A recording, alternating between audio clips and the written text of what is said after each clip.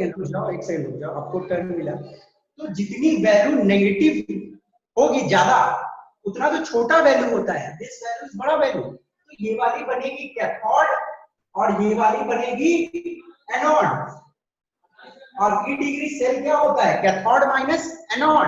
तो कैथोड है minus 0.40 minus minus 0.7, तो प्लस 0.74 होगा, और इससे माइनस करोगे तो 0.34 आएगी। इतना सिंपल में गलती होगा तो गलत बात है, ठीक है। चलिए,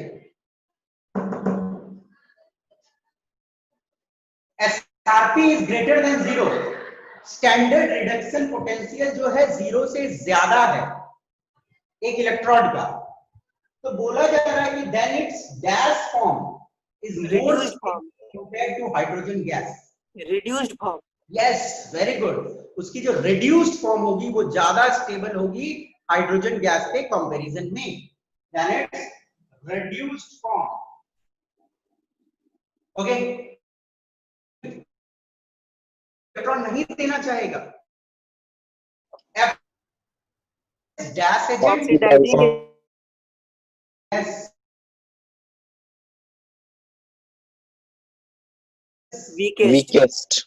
वीकेस्ट ऑक्सीडाइजिंग एजेंट। तो नेक्स्ट कहानी देखते हैं। Standard electrode potential becomes equal to cell potential when anode is hydrogen. Yes, standard electrode potential कोई भी चीज का बराबर होगा सेल पोटेंशियल का यदि anode is standard hydrogen electrode SHE। Yes. The next question, जल्दी से मतलब 10 सेकंड दिमाग लगाओ और आंसर बताओ, 10 सेकंड से ज्यादा नहीं लेना है। फिर वाई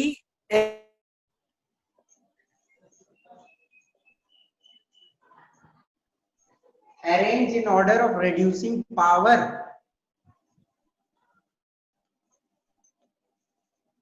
अच्छा सॉरी उल्टा बोल दिया। Yes sir, Z ZX Y। Yes sir.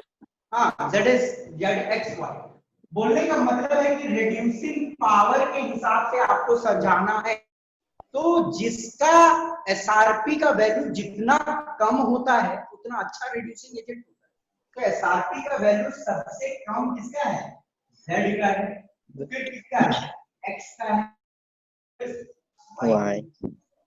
ठीक है, रिप्रेजेंट द फॉलोइंग सेल्स। इस सेल को रिप्रेजेंट करो। तो बहुत सिंपल सी क्वेश्चन है, तो इसमें Zn solid sir, Zn solid phase wall, उसके plus aqueous, salt bridge, Ag solid Ag2 plus और सॉल्ट ब्रिज Ag सॉल्ट, ठीक है ना। यस सर, बहुत सिंपल है। Platinum can be used as a dash electrode, inert electrode. Not electrode. Platinum को आप as a inert electrode रखते हो। स्ट्रॉन्गेस्ट रिड्यूसिंग एजेंट, इस कहानी में स्ट्रॉन्गेस्ट रिड्यूसिंग एजेंट कौन सी है?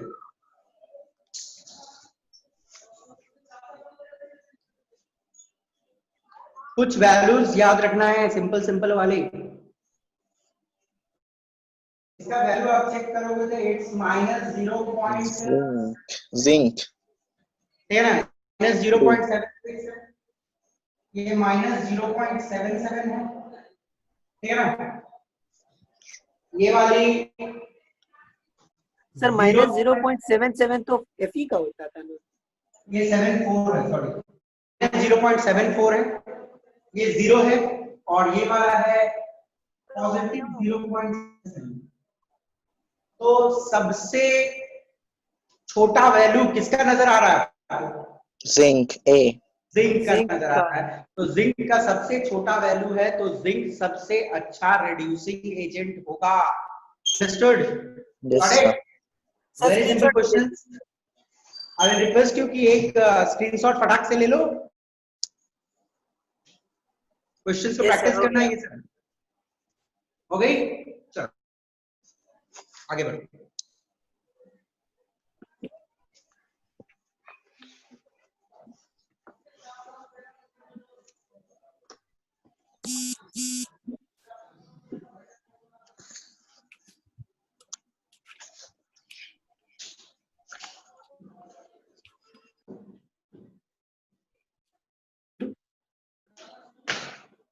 देखिए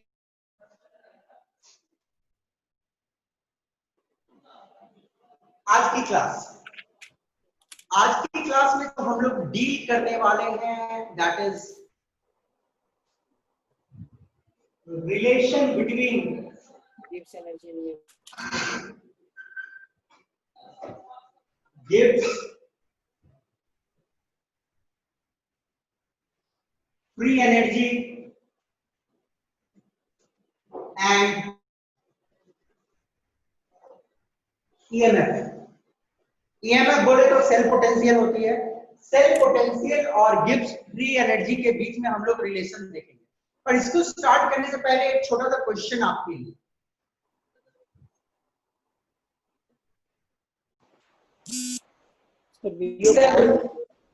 वीडियो पॉज हो गया इसका। And cell is a dash property। इन दोनों में कौन सी प्रॉपर्टी एक्सटेंसिव है और कौन सी प्रॉपर्टी इंटेंसिव है, ये बताना। सर पहला वाला एक्सटेंसिव है, दूसरा वाला दूसरा वाला इंटेंसिव है। Intensive. Yes, very simple question, पर दिमाग में रखना है, ऐसे क्वेश्चन स्कूल एग्जामिनेशन में खासकर पूछे जाते हैं। देखो, आप सभी को मालूम है कि सेल पोटेंशियल टेम्परेचर के साथ बदलेगी, कंसंट्रेशन के साथ बदलेगी, मतलब मास पे इसकी डिपेंडेंसी है। तो ई सेल जो है ये एक एक्सटेंसिव प्रॉपर्टी है, और ई डिग्री सेल जो होता है वो डिफाइन होता है एक पर्टिकुलर कंडीशन में, और दूसरे कंडीशन में वो डिफाइन होता ही नहीं, मतलब ही नहीं है मास। इसको सिर्फ एक ही मास से मतलब है, दैट इज 1 मोलर कंसंट्रेशन और टेम्परेचर 298 केल्विन। तो ये वाली हो जाती है इंटेंसिव प्रॉपर्टी। इंपॉर्टेंट है क्योंकि स्कूल एग्जामिनेशन में, बोर्ड एग्जामिनेशन में खासकर ये क्वेश्चन पूछा जाता है, इंपॉर्टेंट। ओके, चलिए आगे बढ़ते हैं।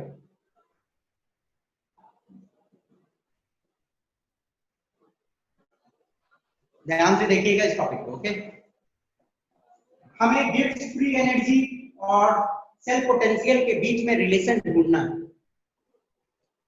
आप सभी को मालूम है del G is equal to W max.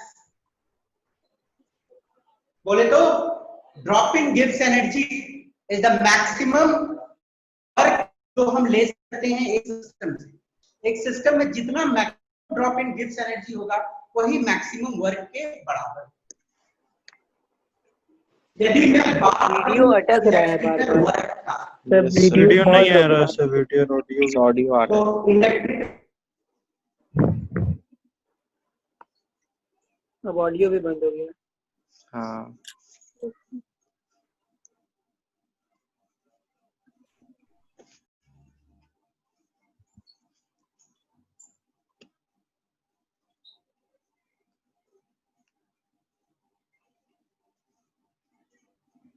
Sir audio video नहीं आ रहा। सर आप फ्रीज हो गए।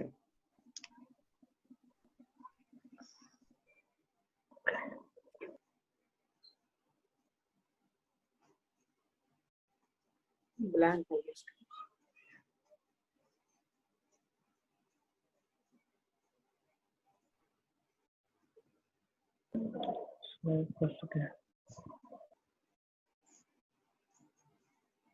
सर चले आए। लीव कर दी।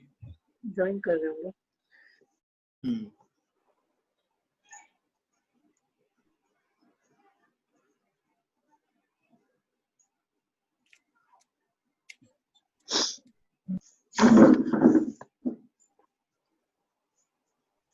वेट करेंगे स्टूडेंट, सर रिकनेक्ट हो रहे हैं।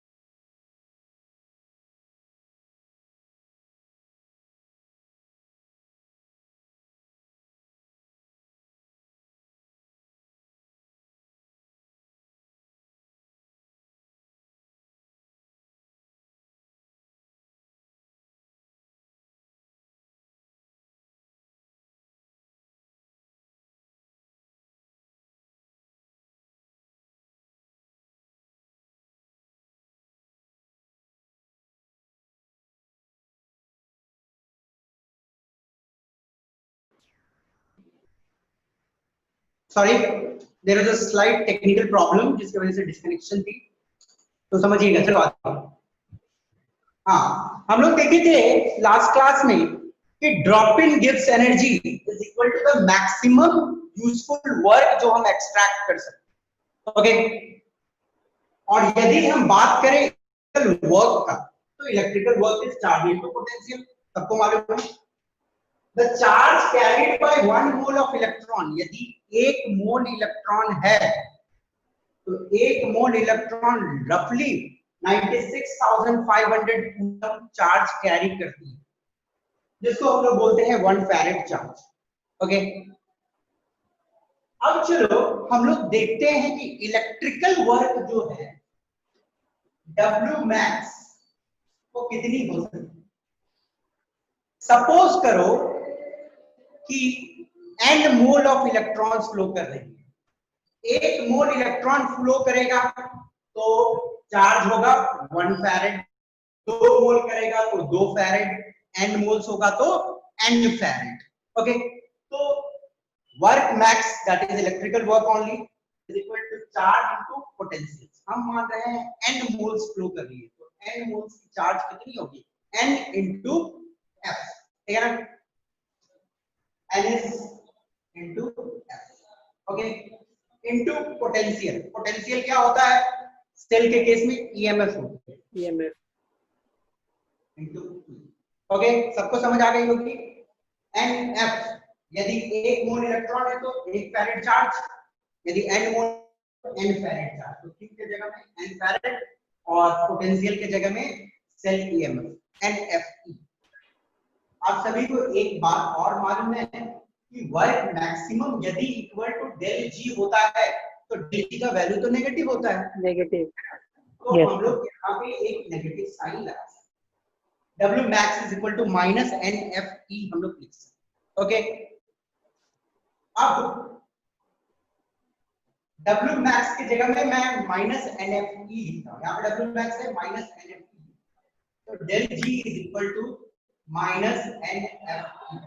ओके, ये एक इंपॉर्टेंट इक्वेशन है। और यदि हम स्टैंडर्ड कंडीशन में बात करें, del G not standard condition is equal to minus n number of electron transfer into f farad into E not, it's standard reduction potential. Sir तो n तो उस जगह पे 1 हो जाएगा ना हम लोग का, क्या बोल रहे हो बेटा?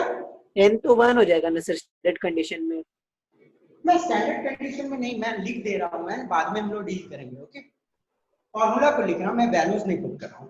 तो del G is equal to minus NFE, understood. इसको यदि स्टैंडर्ड कंडीशन में लिखे तो del G nought is minus NFE nought. Okay, तो ये इक्वेशन आपको दिमाग में रखनी है। This is drop in gives energy under standard condition, ये not standard condition, non standard condition is equal to n, कितने सारे इलेक्ट्रॉन ट्रांसफर हो रहे हैं, इनटू फैरेड, फैरेड का वैल्यू आपको 96,500 डालना है, और जो आपको पोटेंशियल दिया रहेगा सेल का वो यहाँ पे तो आपको ड्रॉप इन गिव्स एनर्जी मिल जाएगी। तो ये फॉर्मूला इज वेरी इंपॉर्टेंट, इसको दिमाग में बैठा देना। ओके, तो ये बहुत ही सिंपल चीज है, आई सपोज आप लोगों को समझ आ गई होगी। अब मैं थोड़ा सा आगे बढ़ूंगा, पर इस फॉर्मूला को दिमाग में थोड़ा बैठा लो।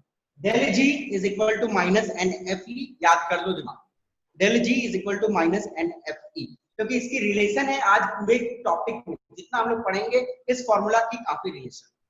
Okay, del G is equal to minus NFE।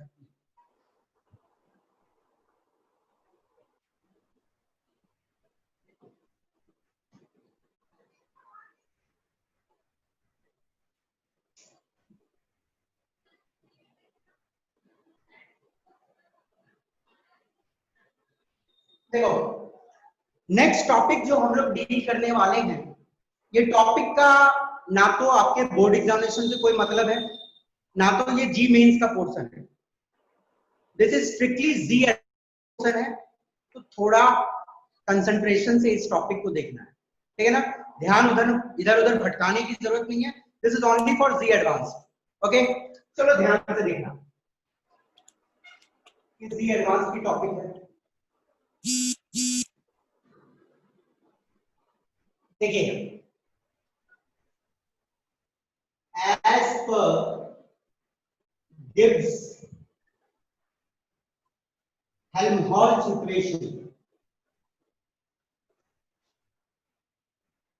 okay, Gibbs Helmholtz equation होती है, वो बोलता है minus del G is equal to minus del H minus T del delta G by del T at constant pressure. देखो, this one is Gibbs Helmholtz equation. Gibbs Helmholtz equation क्या बोलता है, क्या क्या टर्म है वो देखो। Del G is drop in Gibbs energy, del H is drop in enthalpy, T is temperature in Kelvin, okay, and यहाँ पे P लिखा हुआ है, इसका मतलब है कि ये पूरी कंडीशन जो है at constant pressure है। okay, तो ये इक्वेशन को जस्ट देखो, ये इक्वेशन से उतना मतलब नहीं रखना, जस्ट इस इक्वेशन को एक बार, ठीक है ना। अब मैं क्या करूंगा, del G is equal to minus NFE होती है, सबको मालूम है। ये जो डेल्टा जी है, डेल्टा जी के जगह में मैं लिखूंगा माइनस NFE, ठीक है ना। डेल्टा जी के जगह में माइनस NFE। जब माइनस NFE डालूंगा तो माइनस माइनस क्या हो जाएगा, प्लस हो जाएगी, कोई दिक्कत नहीं।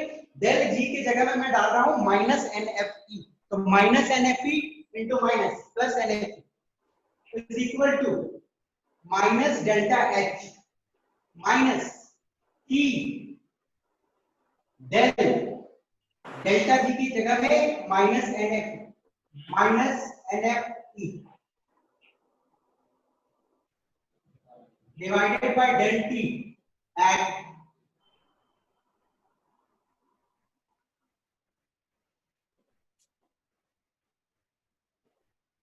Constant pressure. ओके, देख लो, स्टेप बाय समझ लो, कोई दिक्कत नहीं होनी चाहिए। डेल जी की जगह में मैंने माइनस NFE रखा, तो minus minus plus NFE, minus del H minus T del delta G की जगह में minus NFE divided by del T at constant pressure. Okay, अब देखो NFE is equal to minus del H, ये माइनस को मैं बाहर निकाल दूंगा, ये माइनस को मैं बाहर निकाल दूंगा, तो ये हो जाएगी plus E del NFE divided by del T at constant pressure. Okay, throughout को, ये पूरे इक्वेशन को मैं क्या करता हूं, NF से डिवाइड कर देता हूं, NF से डिवाइडिंग बाय NF पूरे इक्वेशन।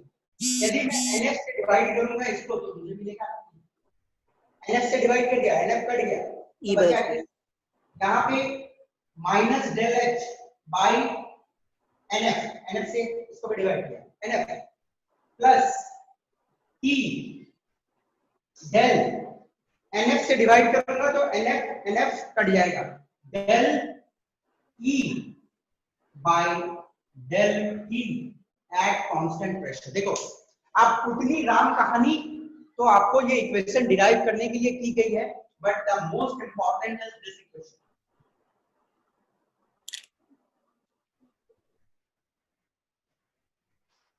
ये इक्वेशन आपको याद रखना है। अब ये इक्वेशन बोल क्या रहा है, ध्यान से देखो। E is what?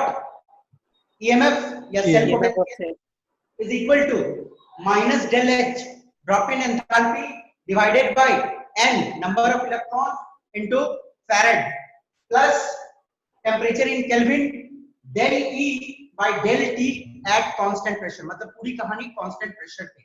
बट यहाँ पे जो है मोस्ट इंपॉर्टेंट, आपको ये वाली चीज गौर करनी है, क्योंकि इसी से रिलेटेड क्वेश्चंस आते हैं।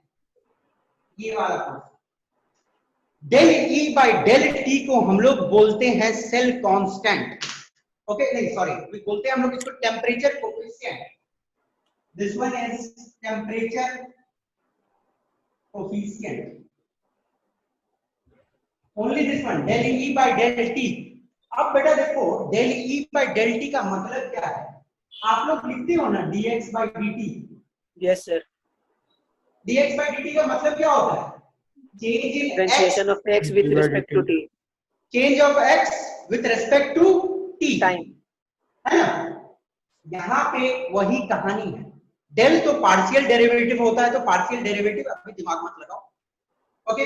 बस इसको आप इसी तरह समझ लो, dE बाई dt मतलब change in cell potential with respect to temperature, ठीक है ना। Del E by del T का मतलब सिर्फ सिंपल में ऐसे ही समझ लो, dE by dt that is change in cell potential with respect to temperature, okay, and this one is known as temperature coefficient। Direct पूछा जा सकता है क्वेश्चन कि del E by del T का मतलब क्या है, temperature coefficient, okay, system constant pressure पे।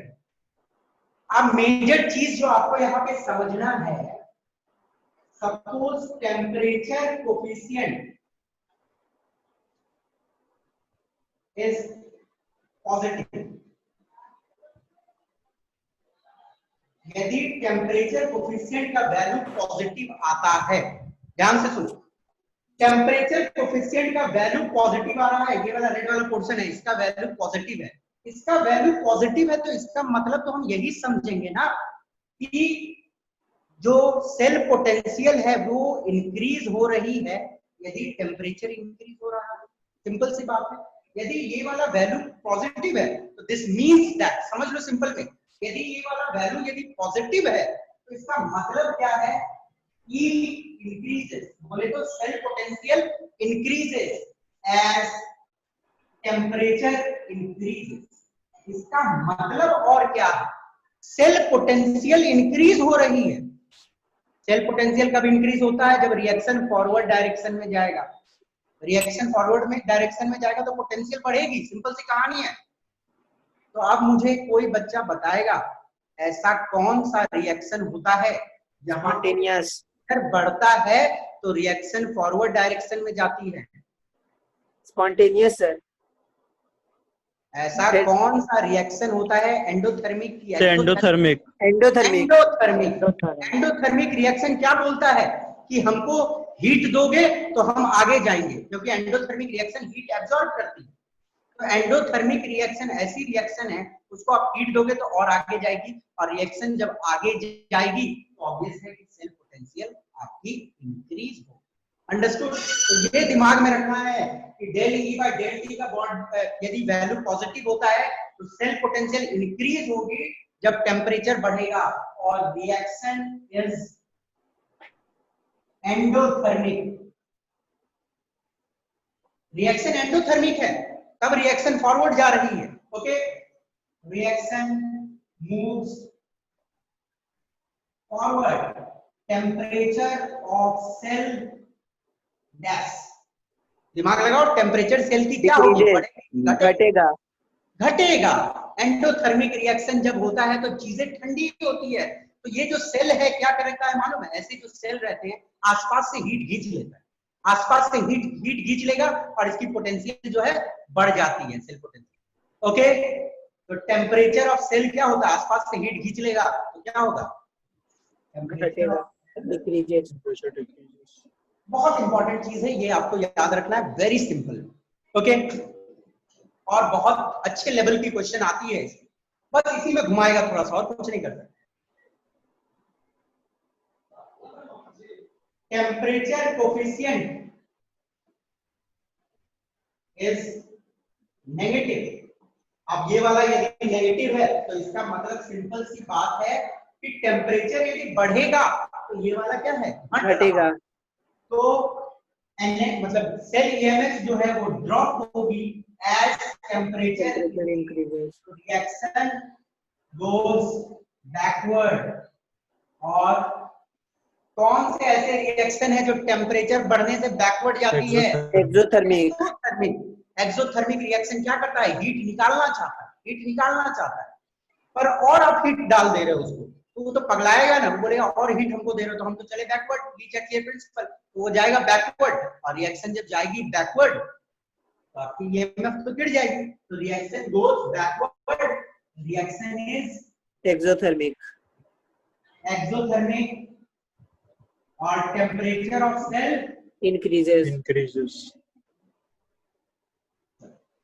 ओके। और एक छोटी सी कंडीशन आएगी, सपोज टेम्परेचर कोफिशिएंट जो है Zero. del E by del T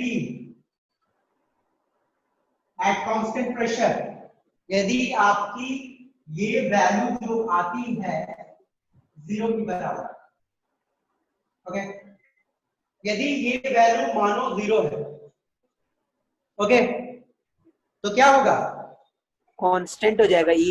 equilibrium में रिएक्शन हो जाएगा। Temperature पे depending. कोई रिएक्शन नहीं होगी। Cell at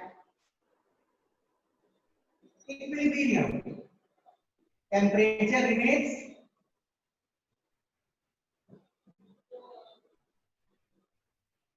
constant, temperature constant रहेगी। सिंपल सी कहानी है। और एक चीज देखो, यदि मानो ये वाला वैल्यू 0 हो गया तो ये पूरा वैल्यू क्या हो जाएगा? 0 हो जाएगा। 0। थोड़ा सा, यदि ये वैल्यू 0 हो गया, थोड़ा सा घुमा के क्वेश्चन पूछता है, यदि ये पोर्शन 0 हो गया, ये 0 हो जाएगा, तो ये पूरा पोर्शन 0 हो जाएगा। जब ये पूरा पोर्शन 0 हो जाएगा तो NF को मैं इधर भेजूं, NFE is equal to minus del H, या मैं ये भी बोल सकता हूं कि माइनस NFE is equal to del H। देखो ध्यान से, ये वाला पोर्शन को मैं पूरा 0 कर दूंगा, ठीक है ना, पूरा 0। तो del G del H के बराबर होगा। NFE is equal to minus del H, या मैं इसको ऐसे भी लिख सकता हूँ minus NFE is equal to plus del H। इसका मतलब क्या है बेटा? देखो, drop in Gibbs energy is equal to drop in enthalpy, है ना? H का मतलब क्या होता है? Enthalpy. drop in Gibbs energy is equal to drop in enthalpy। Enthalpy. कौन सा कंडीशन में? जब टेम्परेचर कोफिशिएंट 0 हो जाती है। ओके, देखो सिंपल है, ये वाला 0 तो ये पूरा 0, ये सब 0 हो गया तो NF को मैंने इधर भेजा, NFE is equal to minus del H, मैं पॉजिटिव कर दिया, minus NFE is equal to plus del H। तो माइनस NFE क्या होती है? गिब्स एनर्जी होती है। Drop in Gibbs energy is equal to drop in enthalpy, जब आपका सेल इक्विलिब्रियम में रहेगा। ओके, समझे तो वेरी गुड, नहीं समझे तो आप ये दिमाग में रख लेना, यदि पॉजिटिव होती है तो रिएक्शन एंडोथर्मिक होता है, यदि नेगेटिव होती है तो रिएक्शन एक्सोथर्मिक होता है, यदि 0 होती है तो सेल्स इक्विलिब्रियम पे रहती है, टेम्परेचर में कोई बदलाव नहीं आता। एक दो बार देखना, देखो एडवांस में भी कोई बहुत पाकिस्तान का क्वेश्चन नहीं पूछता, सिंपली रिलेटेड क्वेश्चन। समझ आई? Yes sir. Yes sir. अब तो चलो, अब एक काम करो, कोई भी चीज नोट करना है या स्क्रीनशॉट लेना है तो एक ले लो। लिख लिए सर। वेरी इंपॉर्टेंट वन, अच्छी। अब मैं एक छोटा सा होमवर्क दे रहा हूं दिमाग लगाने के लिए। यदि इस कंडीशन में पॉजिटिव है, इस कंडीशन में पॉजिटिव है तो गिब्स एनर्जी का एंथैल्पी के साथ क्या रिलेशन है? इस कंडीशन में नेगेटिव है तो गिब्स एनर्जी का एंथैल्पी के साथ क्या रिलेशन है? एज अ होमवर्क सोच के रखो, ठीक है ना? सोचना, अभी मत दिमाग लगाओ, सोचना। चलिए आगे बढ़ते हैं, ठीक है ना? Shall I move forward? Yes sir. Yes sir.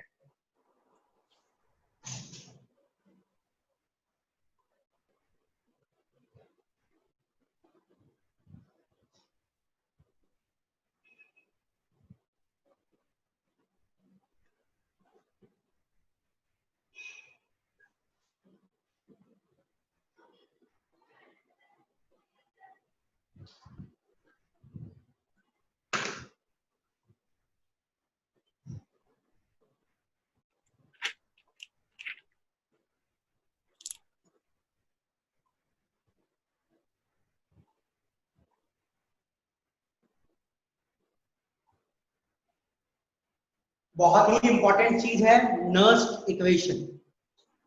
आराम से देखिएगा, आराम से समझिएगा। मेजर क्वेश्चंस जो मेंस में पूछे जाएंगे या स्कूल एग्जामिनेशन में भी इससे रहेंगे। तो नर्स्ट इक्वेशन क्या होती है वो हम लोग पहले समझ लेते, क्यों रिक्वायरमेंट पड़ा इस इक्वेशन का। हम लोग क्या करते हैं, जो ई डिग्री सेल मेजर करते हैं, ई डिग्री सेल जो मेजर करते हैं वो स्टैंडर्ड कंडीशन में मेजर करते हैं। बोले तो 1 मोलर कंसंट्रेशन रहेगी, टेम्परेचर 298 1 पास्कल मुझे एक बात बताओ बेटा, जब 1 मोलर कंसंट्रेशन है 298 केल्विन है तो कुछ ईएमएफ डेवलप होता है, पर यदि मैं कंसंट्रेशन को 2 मोलर कर दूं और टेम्परेचर को 500 केल्विन कर दूं तो क्या सेल काम नहीं करेगा? क्या करेगा सर। इसलिए करेगा, डिफरेंट कंडीशन में भी काम करेगा।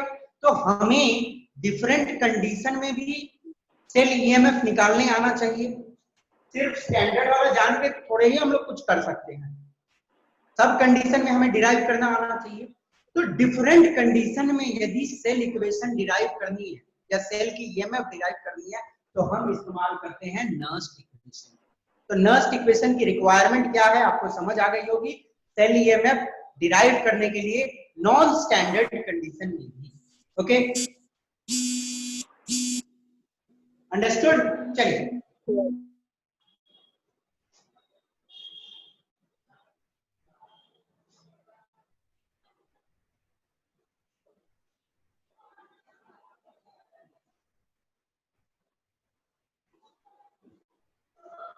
इस टॉपिक को स्टार्ट करने से पहले एक छोटी सी आपकी नॉलेज चेक कर लेता हूं। E cell depends upon, E cell dash dash dash, कोई भी? Temperature, pressure, concentration. Yes, very good. देखो हम लोगों ने ये पढ़ा है, पहले पढ़ा हुआ है कि जो इलेक्ट्रोड पोटेंशियल होती है, इलेक्ट्रोड पोटेंशियल डिपेंड करती है टेम्परेचर पे। टेम्परेचर बदलोगे तो इलेक्ट्रोड पोटेंशियल की वैल्यू बदल जाती है, कंसंट्रेशन बदलोगे तो भी बदल जाती है। और यदि गैसियस सिस्टम है, तो ये मैंने आपको नहीं बताया था, यदि गैसियस सिस्टम है तो प्रेशर बदलोगे तो इलेक्ट्रोड पोटेंशियल बदल जाएगा। जब इंडिविजुअल इलेक्ट्रोड पोटेंशियल चेंज हो सकता है इन सब फैक्टर के वजह से, तो ई सेल भी चेंज होगी इन फैक्टर के वजह से। तो सिंपल सी बात है, ईएमएफ जो है टेम्परेचर, कंसंट्रेशन, प्रेशर और नेचर ऑफ इलेक्ट्रोड पे भी डिपेंड करती है।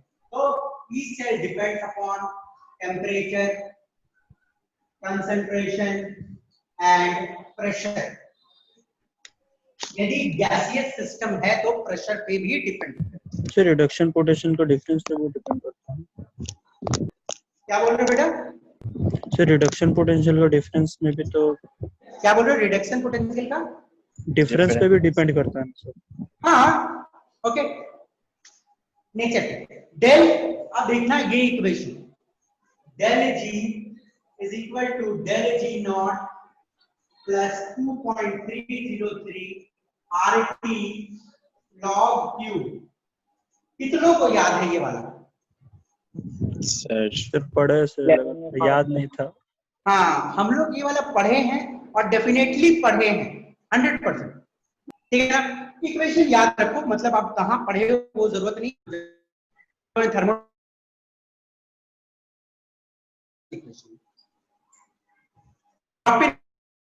स्टैंडर्ड कंडीशन में is equal to drop in gives energy, standard condition में 2.303 RT universal gas constant, temperature in kelvin, log Q, Q जो होती है रिएक्शन कोएफिशिएंट।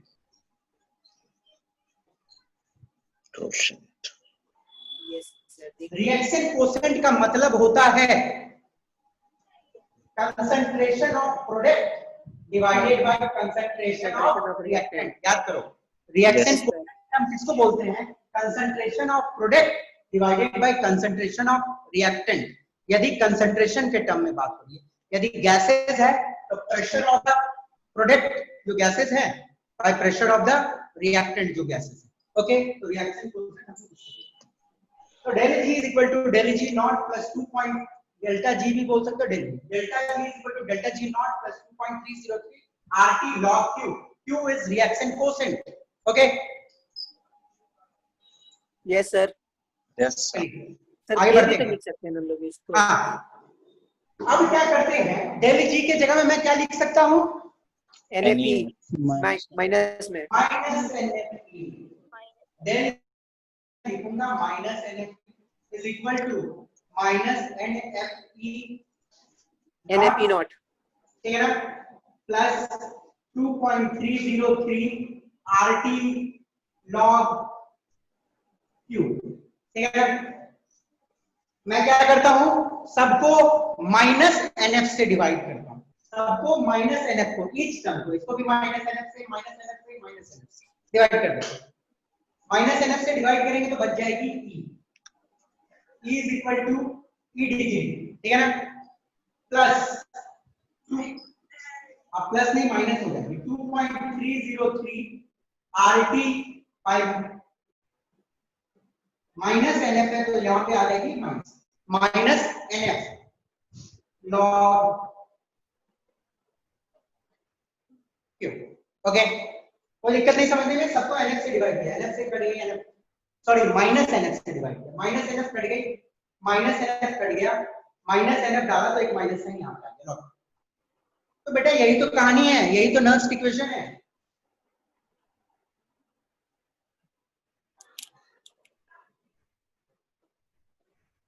छोटी सी डेरिवेशन थी, देख लिया हम लोगों ने, कोई तो यहाँ पे हम लोग का कुछ खत्म थोड़ी हो रहा है। EMF नॉन स्टैंडर्ड कंडीशन में is equal to standard condition में, स्टैंडर्ड कंडीशन वाला तो हमें इलेक्ट्रोकेमिकल सीरीज से पता चल ही जाएगा। Okay, minus 2.303 R universal gas constant का value, T is temperature in kelvin, N is number of electron transferred in a balanced equation, F is Faraday और Q इज कंसंट्रेशन जो दिया रहेगा, सब कुछ तो दिया रहेगा, ये तो निकल जाएगा नॉन स्टैंडर्ड कंडीशन में। अब देखो वैरी कैसे कर रही है, टेम्परेचर है ना, यहाँ पे टेम्परेचर चेंज होगा, ये चेंज होगा, टेम्परेचर पे दिखा रही है, कंसंट्रेशन और प्रेशर चेंज होगा तो उस बदलाव को रिएक्शन कोएफिशिएंट दिखला देगा। तो ऑब्वियसली टेम्परेचर, कंसंट्रेशन, प्रेशर तीनों इस टर्म में है, तो इसका मतलब हम लोग डिफरेंट कंडीशन में भी सेल ईएमएफ निकाल सकते हैं। Got it? अब सारे टर्म्स जान लो, सारे टर्म्स का मतलब क्या है। इसका मतलब तो सब जानते हैं, सेल ईएमएफ, इसका मतलब cell EMF at standard condition R is dash joule per mole पर केल्विन। जल्दी बोलो 8.31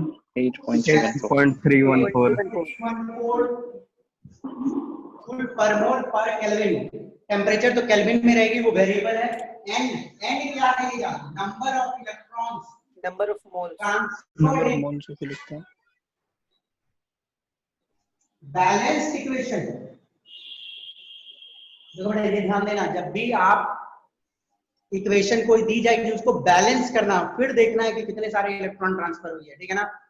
नेक्स्ट सर डेल्टा एनजी निकालना है ना हम लोग को एक तरीके से, so number of moles of एनजी जो कहते थे, number of electron transferred in balanced equation, ठीक है ना, वो पर मोल हम लोग डाल देते हैं तो एडजस्ट हो जाता है, ठीक है ना। It's number of electrons, okay.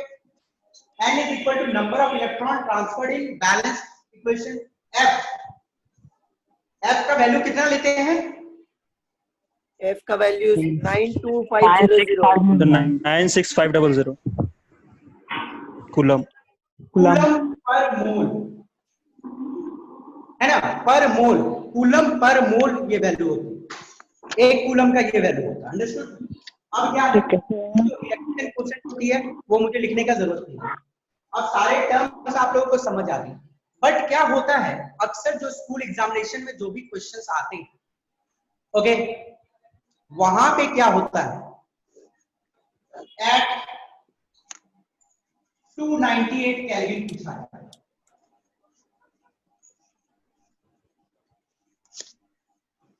Eight 298 kelvin पूछा जाता है, ठीक है ना। तो यदि आप थोड़ा सा, आप लोगों का किसी का ऑडियो ऑन है तो बंद कर लो प्लीज। देखो ध्यान, 298 केल्विन पे देखो, आर एक कांस्टेंट है, ई भी एक कांस्टेंट है, एफ भी कांस्टेंट है, ओके। दिस इज रफली equal, exactly R constant, T constant नहीं है, टी तो वेरी करेगी। इस कंडीशन में मैं टेम्परेचर को फिक्स कर दे रहा हूं, यहाँ पे मैं मान रहा हूं 298 केल्विन, मैं टेम्परेचर को 298 केल्विन मान लिया, मतलब 25 डिग्री सेल्सियस फिक्स कर दिया टेम्परेचर को। आर तो फिक्स ही होती है, फैरेड की वैल्यू भी फिक्स होती है, और इन तीनों का वैल्यू और ये वाला कांस्टेंट का वैल्यू को जब पुट कर दिया गया तो देखा गया जो value I E is equal to E naught minus 0.059। देखो 2.303, R का वैल्यू पुट कर दिया गया 8.314, टेम्परेचर का वैल्यू 298 पुट कर दिया गया, यहाँ पे 96,500 पुट कर दिया गया, सबको काट पुट किया गया तो आई थी 0.059 डिवाइडेड बाय जो इलेक्ट्रॉन्स हैं log Q। ठीक है ना? ये जो इक्वेशन अब हो गई बहुत सिंपल हो गई और आराम से याद किया जा सकता है। E is equal to E naught minus 0.059 divided by n log Q। Understood? Got it? अब आप लोगों को यही इक्वेशन का इस्तेमाल करना है क्योंकि जो भी क्वेश्चन आएंगे सब 298 केल्विन पे ही आएंगे। ओके, 2-3 बार डिराइव कर लोगे यहां तक तो पहुंच जाओगे, ये भी याद हो जाएगा। ओके, तो ये हमारा एक इक्वेशन आ गया।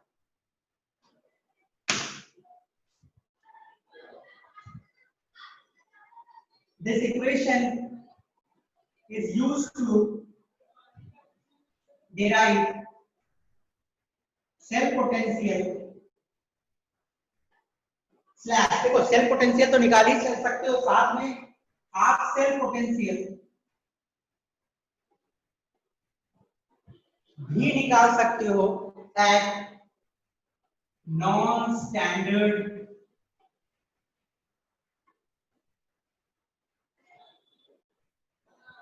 कंडीशन। ठीक है ना?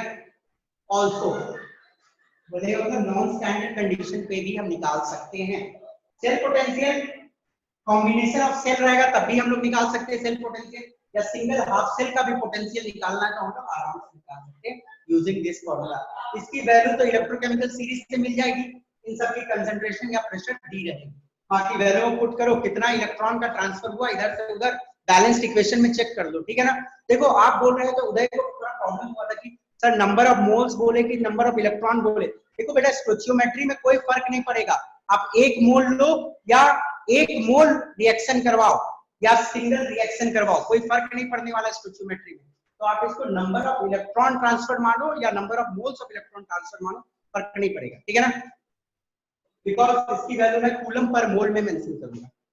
तो E is equal to E naught minus 0.059 by n log Q। सबको याद रखना है ये इक्वेशन, सबको याद हुआ कि नहीं हुआ ये इक्वेशन, याद करो।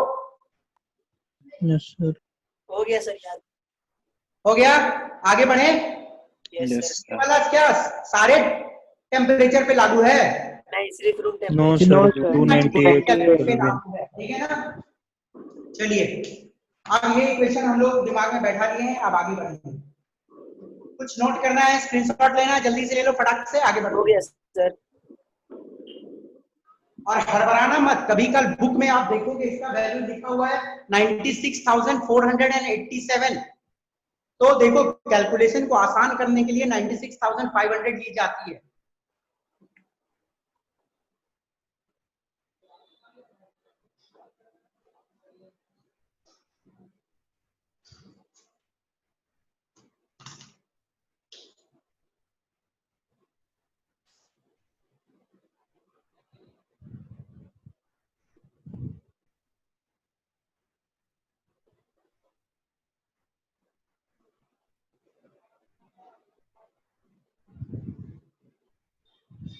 क्या बनेगा जल्दी बोलो। क्या बनेगा? M solid.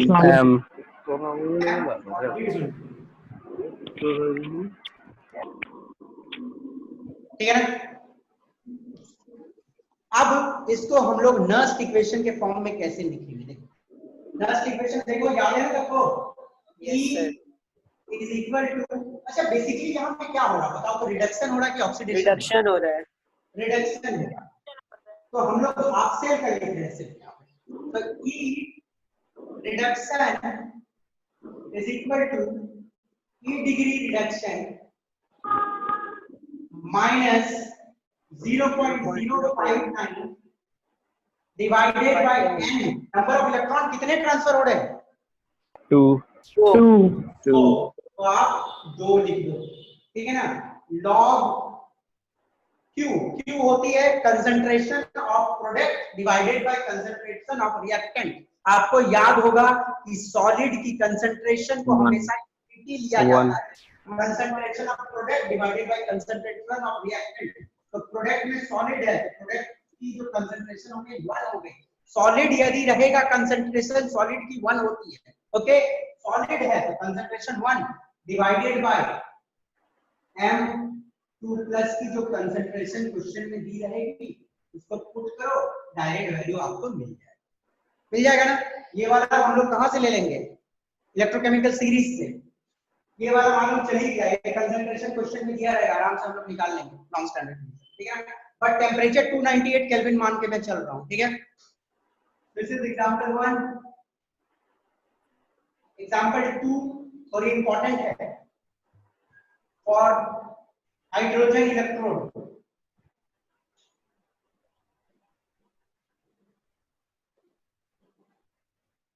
हाइड्रोजन इलेक्ट्रोड में तो ऑक्सीडेशन और रिडक्शन दोनों हो सकता है, बट यहाँ पे मैं ऑक्सीडेशन आपको समझा रहा हूँ, रिडक्शन मैं क्वेश्चन के रूप में समझाऊंगा। पहले ऑक्सीडेशन समझो।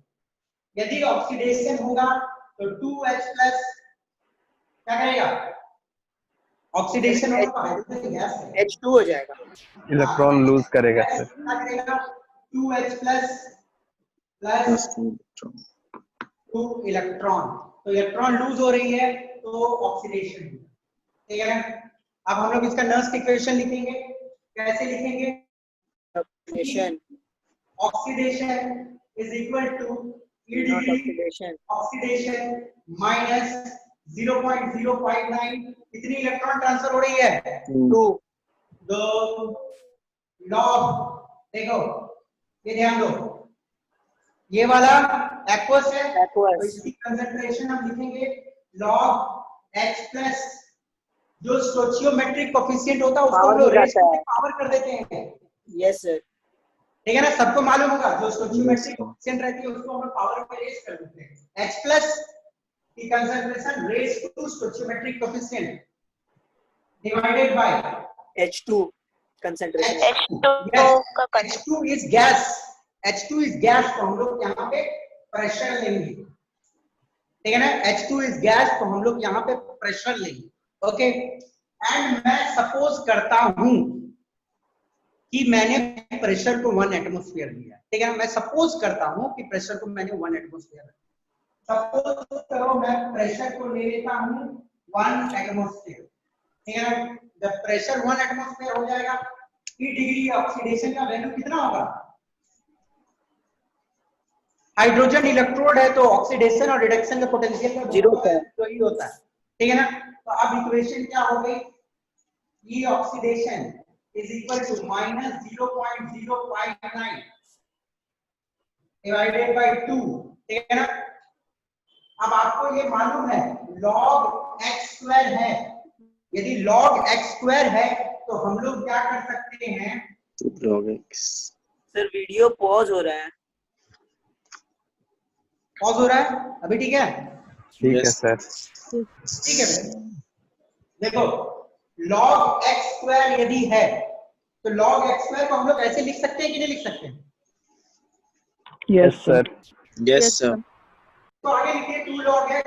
तो देखो ये तो 1 हो गई तो नीचे की कहानी की खत्म है, तो मैंने इधर 2 को ले आया into 2 log concentration of x plus, ठीक है ना। ये गया 2 और ये गया 2, तो E oxidation is equal to, अब ध्यान से देखो बेटा, इसको हम लोग क्या बोलते हैं, कोई मुझे जल्दी बताए। pH। Yes, very good. Minus log to the base of hydrogen ion concentration minus log to the base 10 of hydrogen ion concentration को हम लोग क्या बोलते हैं? pH बोलते हैं। तो यहाँ पे आ गई pH, तो हमारे पास एक फॉर्मूला आ गया 0.059 into pH, ठीक है ना। यदि आपके पास pH की वैल्यू है, यदि आपके पास pH की वैल्यू है सॉल्यूशन की, तब भी आप निकाल सकते हो देखो एक इंपॉर्टेंट सी कहानी आ गई। यदि minus log hydrogen ion concentration of pH, यदि मेरे पास जो सॉल्यूशन में डिप किया हुआ है उस सॉल्यूशन की पीएच की वैल्यू हमारे पास है, तो हम लोग ऑक्सीडेशन का वैल्यू या रिडक्शन का वैल्यू जो ईएमएफ का है वो हम लोग निकाल सकते हैं। ओके, तो ये एक बहुत अच्छी इक्वेशन आ गई डिराइव होके, नर्स्ट इक्वेशन से ही आई है, पर हम लोग इसको फिर डिराइव करेंगे अच्छे से नेक्स्ट क्लास में, बट अभी आज से समझते हैं। कुछ लिखना है किसी को, कुछ समझना है, बोलो। क्लियर है, आगे बढ़े। सर ई ऑक्सीडेशन का कैसे, ई स्टैंडर्ड ऑक्सीडेशन का जीरो कैसे हो गया सर? बेटा हाइड्रोजन इलेक्ट्रोड का रिडक्शन पोटेंशियल का वैल्यू भी जीरो होता है और ऑक्सीडेशन पोटेंशियल का वैल्यू भी जीरो होता है, ये तो बताया था ना पहले। Yes, yes sir. सर। ठीक है ना, ये तो क्लास में डिस्कशन हुई है। Yes sir. आपको कोई लेक्चर मिस हुआ होगा आई सपोज। नो सर, वो थोड़ा सा ध्यान से सर। ठीक है, चलो ठीक, चलो एग्जांपल 3 देखते हैं।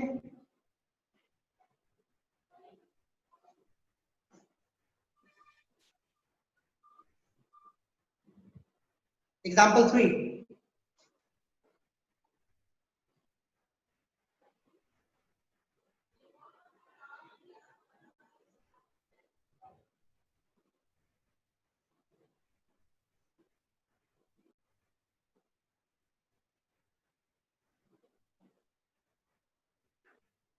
ये कौन सी सेल है? Daniel. Galvanic cell. डैनियल, हाँ वही, ठीक है, हाँ वो भी बोल सकते हो, ठीक है। तो अब इसका मैं नर्स्ट इक्वेशन लिखता हूँ, ठीक है ना, ध्यान से देखना, मैं इसका नर्स्ट इक्वेशन लिखूंगा। तो इसका मैं नर्स्ट इक्वेशन लिखूंगा तो ई रिडक्शन, ई ऑक्सीडेशन या ई सेल लिखूंगा। ई सेल लिखेंगे। ई सेल लिखेगा कि रिडक्शन और ऑक्सीडेशन दोनों हो रही है, दोनों हाफ सेल को दिखाया हुआ है। तो E cell is equal to E degree cell minus 0.059 divided by कितना इलेक्ट्रॉन ट्रांसफर होता है? 2। 2 इलेक्ट्रॉन ट्रांसफर हो रही है इस रिएक्शन में। देखो 2 प्लस चार्ज आ रहा है, 2 इलेक्ट्रॉन निकल रही है, 2 इलेक्ट्रॉन निकल रहा है, तो ये 2 इलेक्ट्रॉन ये निकलता है। 0.059 डिवाइडेड बाय 2 लॉग जिंक की कंसंट्रेशन डिवाइडेड बाय कॉपर की कंसंट्रेशन। जो क्वेश्चन में दिया रहेगा डायरेक्ट वैल्यू बैठाओ और आंसर निकाल लो। ई डिग्री, हाँ इसका वैल्यू कितना होगा? 1.1 वोल्ट। 1.1 वोल्ट। इसका वैल्यू तो आपको मालूम है 1.1 वोल्ट होती है, पुट करो आंसर निकल जाएगी। नर्स्ट इक्वेशन से एक पक्का क्वेश्चन आएगा बोर्ड्स में तो पक्का, ठीक है ना। ये हो गई चौथा, थोड़ा दिमाग लगाना है, लगाओ।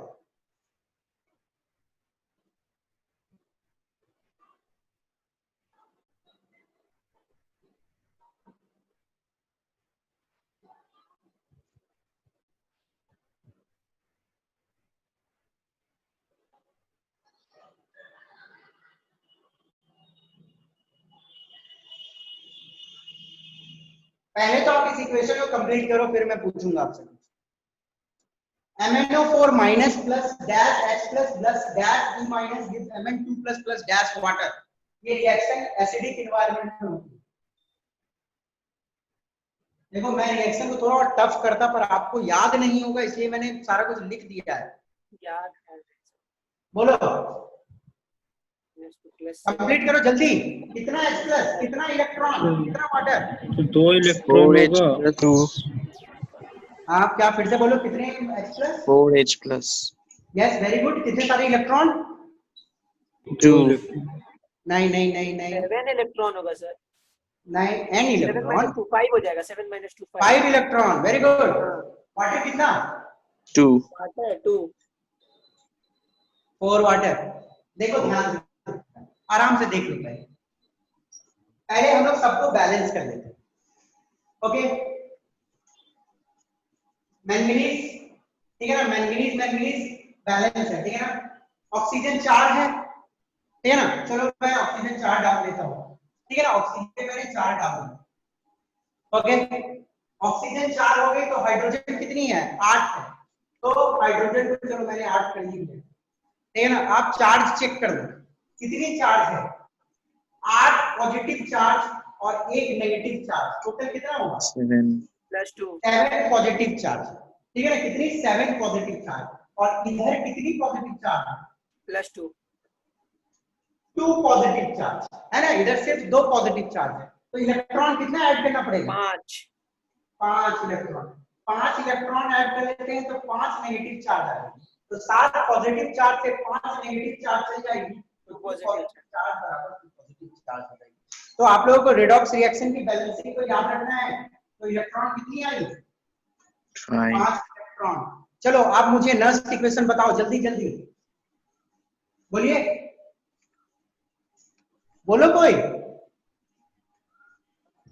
किसी को नहीं मालूम, सोच रहे सर। degree of cell. E cell, E standard cell, cell नहीं होगी, ये हाफ सेल है, हाफ सेल है ml का। रिडक्शन की oxidation, reduction reduction, sir oxidation हो रहा है। अरे इलेक्ट्रॉन ऐड हो रहा था, रिडक्शन हो रहा है। यस सर हाइड्रोजन ऐड हो रहा है, इलेक्ट्रॉन ऐड हो रहा है, ऑक्सीडेशन होगा, यस सर। नहीं सर रिडक्शन होगा, तो गलती से क्या होगा बोलो जल्दी से, रिडक्शन सर, Reaction. रिडक्शन, तो E reduction is equal to E degree reduction, तो इसका वैल्यू मिल जाएगा electrochemical start minus 0.059 divided by 5 5 5 Mn2 plus by plus की कंसंट्रेशन, वाटर की कंसंट्रेशन को भी 1 ही ले लेते हैं हम लोग, है ना, डिवाइडेड बाय MnO4 माइनस की कंसंट्रेशन, और H प्लस रेज टू कितना, 8 plus to the power 8. Raise to 8, जो सारा दिया रहेगा कंसंट्रेशन पुट करो, आ जाएगी आपकी वैल्यू। समझ आई कि नहीं आई? Yes sir. बहुत सिंपल है। चलो ये तो हम लोगों ने नर्स इक्वेशन लिखना सीख लिया, बहुत सारे क्वेश्चंस करने हैं नर्स इक्वेशन से, और उससे पहले कुछ हो गया ये वाला, आगे बढ़े। चलो Yes sir. एक काम करते हैं, आगे बढ़ने से पहले कुछ एनसीईआरटी के क्वेश्चंस कर लेते हैं, ठीक है।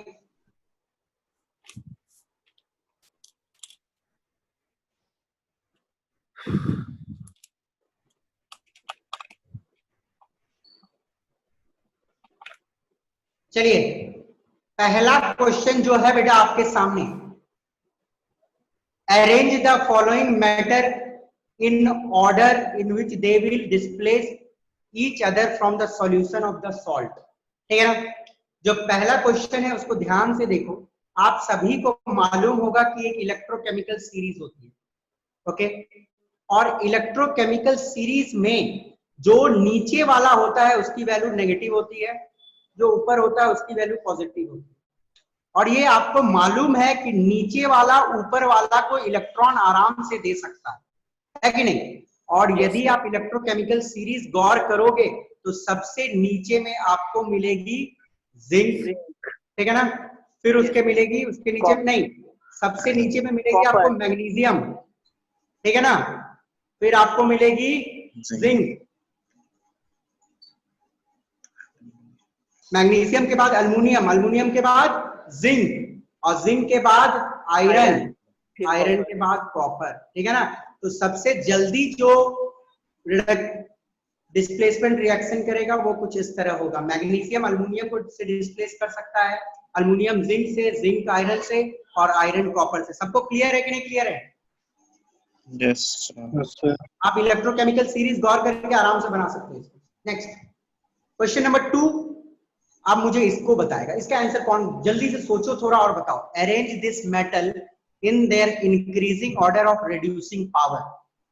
सिंपल सी बात है, रिड्यूसिंग पावर उसका ज्यादा होता है, सुन लो एक मिनट, रिड्यूसिंग पावर उसका ज्यादा होता है जिसका स्टैंडर्ड रिडक्शन पोटेंशियल का वैल्यू कम होता है। आप मुझे बताओ सर mg, mg का सबसे कम है कि k का सबसे कम है? अच्छा k है ऊपर, ये k है, फिर mg, फिर क्रोमियम, फिर hg, फिर k सबसे ज्यादा, mg नेक्स्ट, mg के बाद कौन होगा? mg के बाद cr,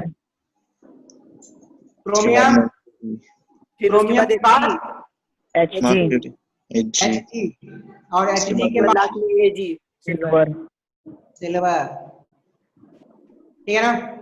depict the galvanic cell in which the reaction takes place, तो ये मुझे बताने की जरूरत नहीं है, सबको मालूम है ना। Yes sir. Yes, sir.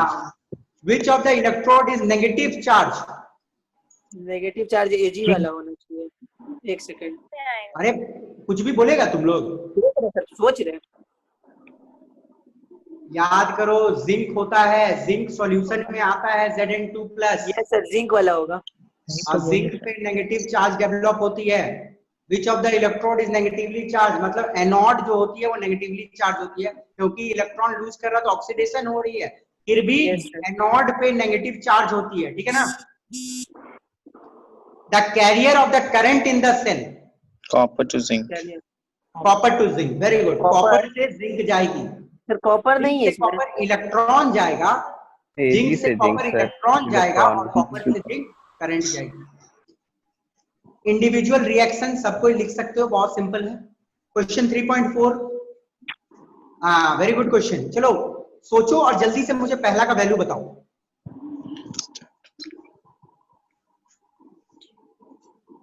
देखो क्रोमियम का वैल्यू दिया हुआ है बेटा, देखो क्रोमियम 3+ से क्रोमियम का वैल्यू दिया हुआ है 0.74 और कैडमियम 2+ से कैडमियम का वैल्यू होता है -0.40। मैं लिख दिया -0.40, कैडमियम 2+ टू कैडमियम। जल्दी बताओ, ये क्वेश्चन आज ही करवाएं, अभी थोड़ा देर पहले क्वेश्चन करवाएं। इसमें से कैथोड कौन होगा, एनोड कौन होगा? कैडमियम कैथोड 0.34 हो जाएगा आंसर। हाँ, Yes. कैथोड कौन सा होगा? Cadmium. हो जाएगा कैडमियम। कैडमियम कैथोड होगा, क्योंकि कैडमियम का वैल्यू कम है, 0.34 आंसर होगा आई सपोज, है ना। यस यस चलो सेकंड वाला बनाओ। देखो Fe3+ से Fe2+, Fe3+ से पॉजिटिव होता Fe2+ है। का वैल्यू होता है 0.77, पॉजिटिव ठीक है ना। और Ag+ से Ag का वैल्यू होता है 0.80। अब जल्दी से आप मुझे बता दो, -0.03 0.03 कितना? 0.03 0.03 बेटा, क्योंकि देखो 0.80 ज्यादा है तो इसको मैं कैथोड बनाऊंगा, cathode Yes, sir. Minus anode, 0.80 minus 0.77 minus 0.03। Okay, del G equilibrium constant. आप देखिए कैलकुलेट, देखो एक क्वेश्चन में और एक चीज दिया हुआ बेटा, calculate the delta G not and equilibrium constant of reaction. देखो इक्विलिब्रियम कांस्टेंट मैं अभी नहीं पढ़ाया हूँ, ठीक है ना, इक्विलिब्रियम कांस्टेंट में अभी नहीं पढ़ाया हूँ, तो इक्विलिब्रियम कांस्टेंट में आपको दिमाग नहीं लगाना, ओके। इक्विलिब्रियम कांस्टेंट छाड़ दो, ठीक है ना। आपको सिर्फ करना है डेल्टा G नॉट। तो पहला इक्वेशन में डेल्टा G नॉट निकालेंगे तो डेल्टा G नॉट क्या होती है, इज इक्वल टू -NFE, सबको मालूम है। और पहला में कितना इलेक्ट्रॉन ट्रांसफर हो रहा बताओ तो? पहला में 2 हो रहा है सर, ये 1 हो रहा है, 1 हो रहा है। तो अजब है यार, कुछ भी बोल देते हो। 2 से 3 बन रहा है। 2 क्रोमियम 2 Cr3+ बन रहा, तो कितना इलेक्ट्रॉन ट्रांसफर हो रहा है?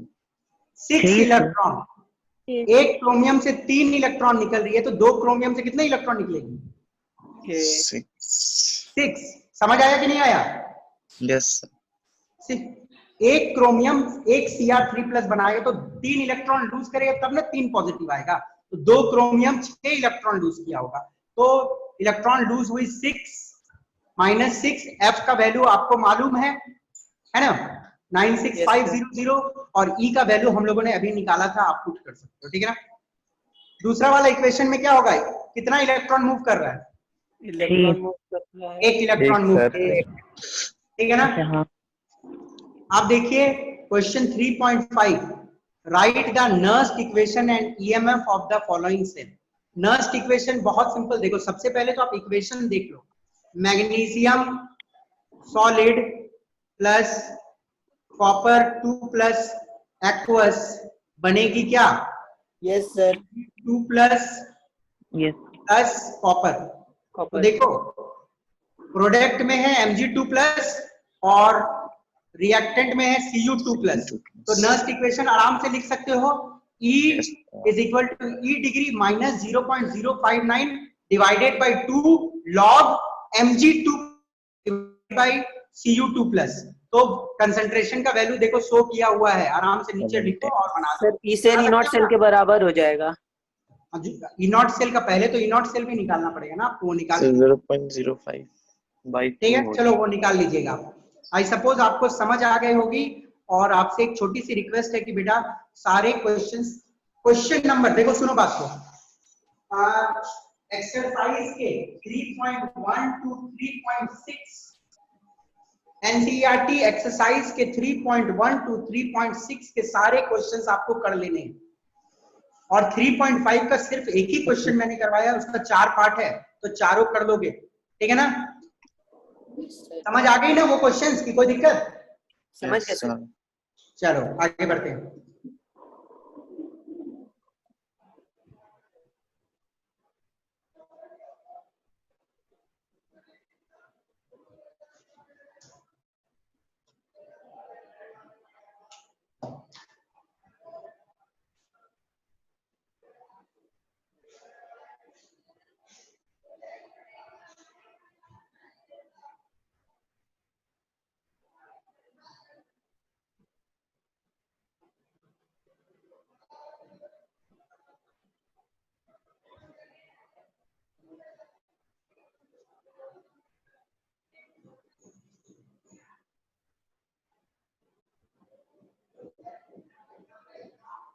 जल्दी बताओ।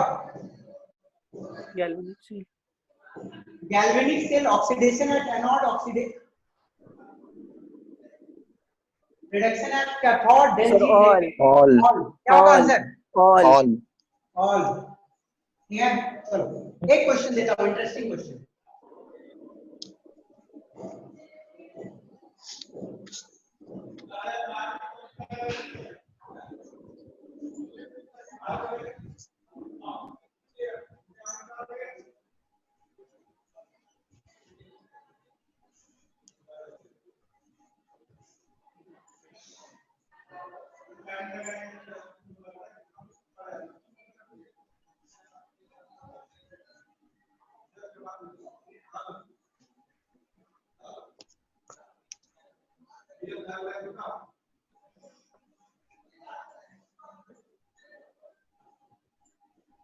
चलिए फटाक से सर 1.4 क्या बोल रहे हो?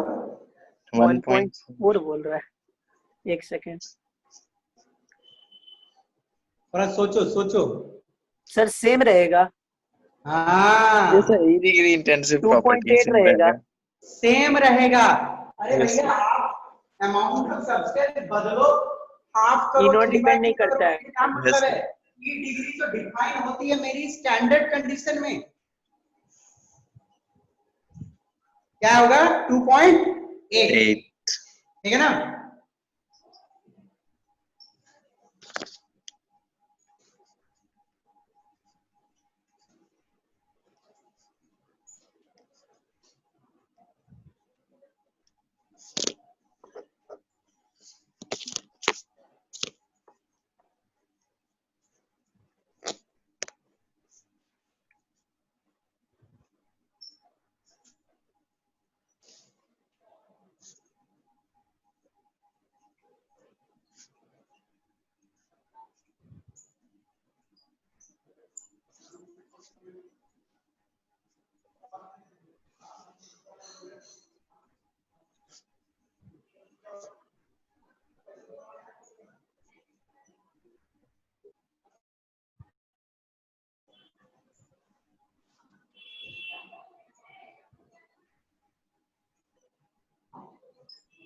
पॉजिटिव होगा सर। सोच के मेटल है नेगेटिव सॉल्यूशन में डी बोला जा रहा है कि मेटल क्या चार्ज आता है। अरे नेगेटिव मेटल में क्या? इलेक्ट्रॉन तो मतलब इलेक्ट्रॉन फटाक से निकाल देगा, इलेक्ट्रॉन निकालेगा मेटल पे नेगेटिव होगा सर। क्या चार्ज है? सॉरी, ध्यान से सोचो क्या होगा। नेगेटिव इलेक्ट्रोड पोटेंशियल है तो रिड्यूस होना चाहिए। नेगेटिव नेगेटिव ही इलेक्ट्रोड होगा सर, तो नेगेटिव होगा। नेगेटिव एक्वायर नेगेटिव होगा जैसे जिंक में होता है। क्या होगा, जल्दी सोचो, सर Negative. नेगेटिव होगा आंसर। सोच के आना, होमवर्क देगा। जैसे सर फ्लोरीन अगर ले तो जल्दी रिड्यूस होने का कोशिश करेगा। अरे तो बहुत जिंक में simple जैसे सा होता है है, वैसे दोस्तों। नेगेटिव होगा। ठीक है ना? यदि इसका नहीं जवाब ढूंढ पा रहे हो तो बहुत गलत बात है। नेगेटिव इलेक्ट्रिक पोटेंशियल है, उसके अपने ही सॉल्यूशन के आयन में मैंने प्लेस्ड कर दिया है, तो metal acquires. Okay, next question. Metal तो एक्वायर करेगा नेगेटिव। करंट कांस्टेंट होगा कुछ में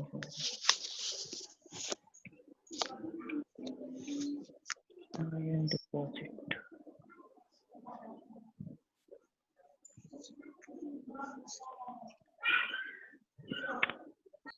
जल्दी,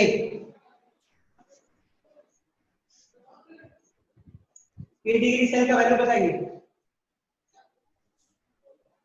ये भी होमवर्क दे दूं कि जल्दी बताओगे? टाइम कितना? बता रहे सर। सर 0.59 माइनस में 59 89 89 होगी। अच्छा मुझे बताओ कैथोड कौन बनेगा? कैथोड बनेगा 0.15 वाला। और ये बनेगा एनोड। तो ई डिग्री से ई डिग्री एनोड माइनस ई डिग्री कैथोड, तो 0.15 माइनस माइनस 0.74, 0.89। सिंपल से तो कहानी है। Okay,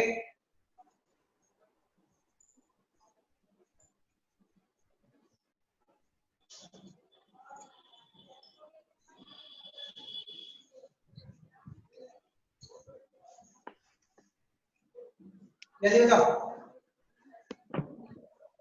sir minus 0.94। किसको बनाओगे? ये वाली क्या कैथोड होगी? बनेगा SN। ये कैथोड, ये एनोड, सिंपली माइनस कर दो। Okay, yes sir. Yes. समझ गया?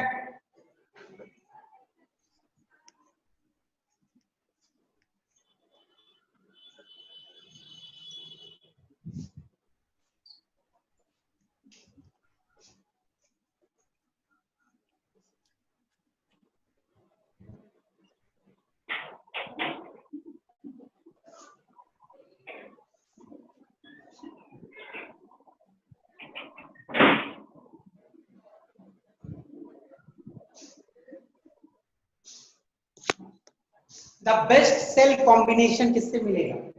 सर E डिग्री C और E डिग्री A से। ई डिग्री C और A। सी और ए। सर C और B, C और B, C और B, C और B सर सबसे छोटा ज्यादा वैल्यू। अंतर, सबसे ज्यादा अंतर Yes, ये sir. बात सी maximum है। सबसे ज्यादा अंतर -1.25 ज्यादा छोटा वैल्यू है। Yes sir. है कि नहीं? तो मैक्स मिन ये कॉम्बिनेशन होगा, ठीक है ना?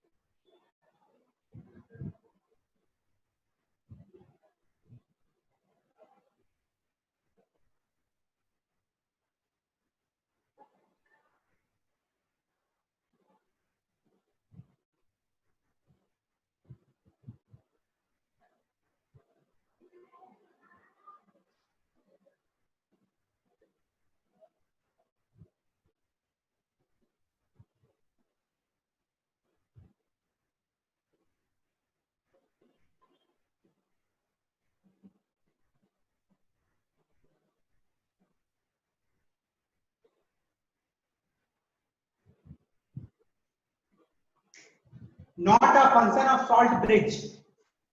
Minimize थर्ड वाला LLJP. का सर Minimize LLJP. तो Yes. क्या होता है सर? ये होता क्या? अच्छा तो आप क्या बता LLJP क्या होता है? एक्चुअली देखो सारे फंक्शन है, सारे सही है। ओके, मिनिमाइज LLJP क्या होता है? देखो लिक्विड जंक्शन पोटेंशियल। ओके, और एक ऑप्शन दे देता हूं, इंक्रीज सेल वोल्टेज। ये काम करता है क्या? No sir. नहीं, तो ये वाला इसका सही ऑप्शन होगा, तो इसको सही करवा। ठीक है, आप समझ लो एक्चुअली मेन कहानी ये समझ। मिनिमाइज एलएनजेपी क्या है? Liquid liquid junction potential. Actually क्या होता है, देखिए मानो दो डिफरेंट इलेक्ट्रोलाइट, ये एक इलेक्ट्रोलाइट है और इधर एक इलेक्ट्रोलाइट। दो डिफरेंट इलेक्ट्रोलाइट यदि प्रेजेंट है तो दोनों को यदि मैंने एक सेमी परमेबल मेम्ब्रेन से अलग किया है तो ऑब्वियसली इस लिक्विड की कुछ पोटेंशियल होगी, इस लिक्विड की कुछ पोटेंशियल होगी। तो ये जो जंक्शन होगा इस पे एक पोटेंशियल डिफरेंस डेवलप होगी कि नहीं, इसके अक्रॉस डेवलप होगा। So this is known as liquid liquid junction potential. Actually क्या होता है, जब हम लोग दोनों इलेक्ट्रोड को कनेक्ट, मतलब दोनों हाफ सेल कनेक्टेड रहती है तो लिक्विड लिक्विड तो कनेक्टेड है ना, आयंस की मूवमेंट तो हो ही रही है, तो क्या होता है ना, लिक्विड लिक्विड में कुछ पोटेंशियल डिफरेंस थोड़ा डेवलप होने लगता है दोनों हाफ सेल में, तो उसको भी मिनिमाइज। तो एक्चुअली आपको उतना लेना देना मतलब नहीं है उससे, बट सिंपली समझ लो लिक्विड लिक्विड जंक्शन पोटेंशियल क्या होता है, दो लिक्विड है, दोनों की इलेक्ट्रोड पोटेंशियल डिफरेंस होगी तो उसकी जंक्शन में जो पोटेंशियल डिफरेंस डेवलप होती है उसे बोलते हैं लिक्विड लिक्विड जंक्शन पोटेंशियल। तो उसी को सॉल्ट ब्रिज उसको भी कंट्रोल करता है। एक्चुअली मान लो कि यदि दोनों को हम लोग एक ही कंटेनर में रख के काम करने की कोशिश करते और एक सेमी परमेबल मेम्ब्रेन लगा देते, समझो बात को, दोनों को एक ही कंटेनर में रख देते और सेमी परमेबल मेम्ब्रेन लगा देते और सॉल्ट ब्रिज लगाते, तो salt bridge liquid liquid junction potential को कंट्रोल करता है। बट उतनी डेप्थ में आपको जाने की जरूरत नहीं है, बस आप जान लो कि एलएसजेपी को भी वो कंट्रोल करता है, that is liquid liquid junction. Okay, ये एक्सप्लेन कर दूंगा बाद में समय निकाल के, बट उतनी रिक्वायरमेंट नहीं है। स्लैश वाला फंक्शन होगा? क्या बोल रहे हो sir? Increase cell voltage function है सर कि नहीं है? नहीं है, कैसे है? नहीं है, वही अरे कैसे इंक्रीज करेगा cell voltage? Cell voltage increase करता है क्या? नहीं सर। No sir. करेक्ट है, हमको लगा नॉट अ फंक्शन, तो नॉट अ फंक्शन तो यही है। तो आप एग्जाम में इसको भी लिख सकते हो कि लिक्विड लिक्विड जंक्शन पोटेंशियल को भी मिनिमाइज करता है। तो देखो आज के लिए मैं इतना ही रहने देता हूँ। नेक्स्ट क्लास में देखो एक रिक्वेस्ट है छोटी सी कि नर्स्ट इक्वेशन को अच्छे से पढ़ के आना, सारे इक्वेशन को अच्छे से देख के आना, जितना क्वेश्चन दिया हूं उसको बना के आना। और next class is going to be a fully practice session, बहुत सारी न्यूमेरिकल करेंगे हम लोग उस क्लास में, तो अच्छे से पढ़ के आइएगा, ठीक है ना। चलो, थैंक यू फॉर टुडे, मिलते हैं नेक्स्ट क्लास में।